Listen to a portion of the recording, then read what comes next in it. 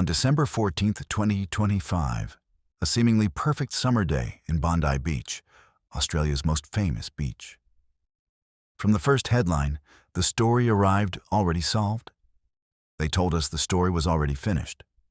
2 attackers, 1 beach, a public festival, 1 terrible evening.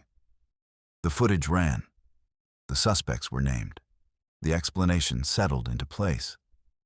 But there was one detail no one could explain. The people who planned this never expected to survive it. And that should have scared us far more than it did. It was a public celebration. Music low enough to talk over. Children close to the stage. Elderly couples sitting just far enough back to feel safe. Nothing about the evening felt urgent. Nothing felt dangerous. And that's important.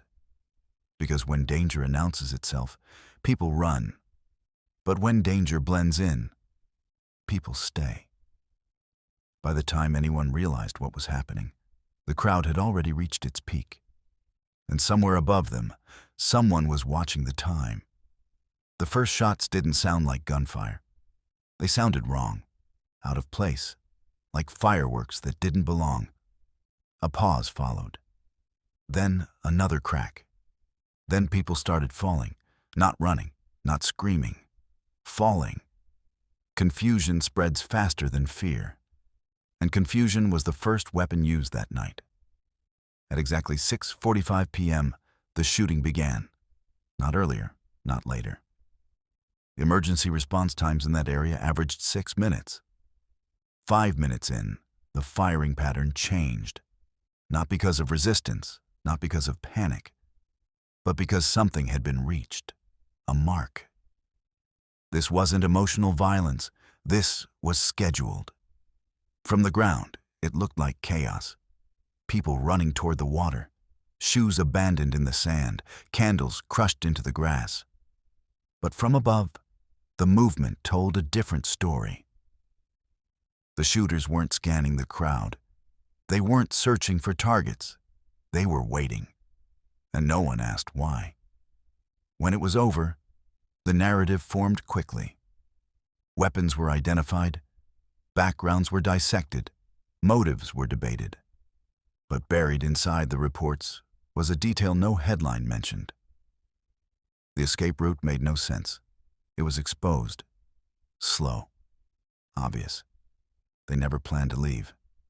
And that single fact should have stopped the story cold. But it didn't. One survivor refused interviews. She didn't want to be on camera, didn't want her name spoken. She stood close enough to see their faces before the first shot. She told investigators something simple. They weren't looking at us. Not at the crowd, not at the people. They were looking past them, toward where the cameras would be. Weeks later, a phone was recovered. Most of the data was gone. Not messages, not photos. Calendars. Events scheduled months in advance. One phrase appeared again and again. Visibility window confirmed. Another appeared only once. Secondary objective achieved. Secondary. That word never appeared in press briefings. Because once you say it out loud, the story stops being simple. This is where the genre changes. Because the attack wasn't designed for the people there. It was designed for the people watching later. The outrage, the arguments, the certainty. The shooters weren't the message. They were the mechanism.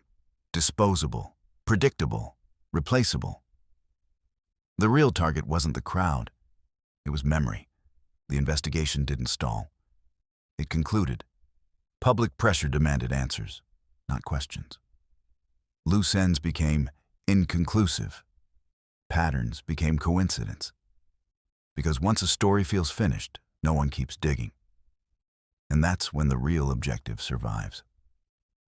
Inside the abandoned vehicle, investigators found one last item. A printed event program.